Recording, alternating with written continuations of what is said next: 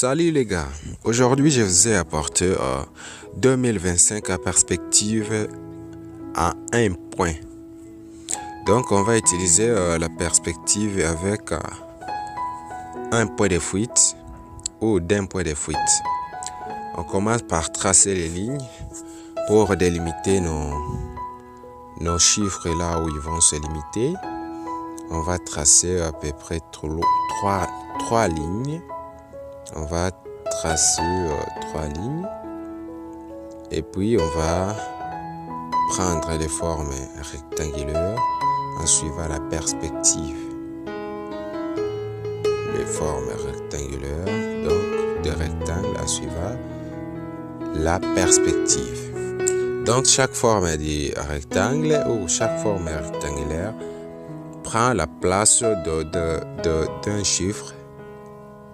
Donc si c'est 2, puisque 2025 commence par 2, donc chaque rectangle là, ou chaque cube, cube ou rectangle, je peux dire que c'est un cube plutôt, puisque ce sont des cubes qui sont souvent debout.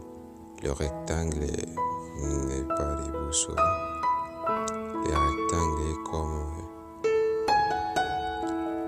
il s'allonge. Mais ce sont des cubes, oui. Oui, donc chaque cube prend la place d'un chiffre. Donc, tout ce qu'on va tracer là, on va tracer en se référant au point de fuite.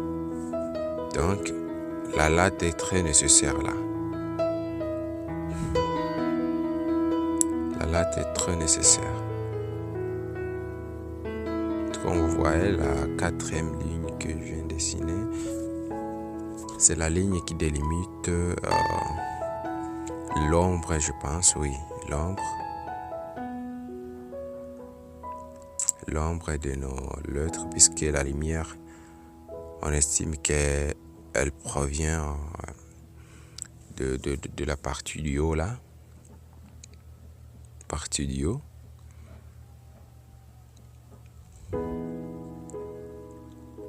C'est comme ça. Les amis, si vous êtes encore nouvelle sur mes vidéos, n'hésitez pas de vous abonner. N'hésitez pas de vous abonner, de liker, de commenter. Dis-moi en commentaire ce que vous pensez.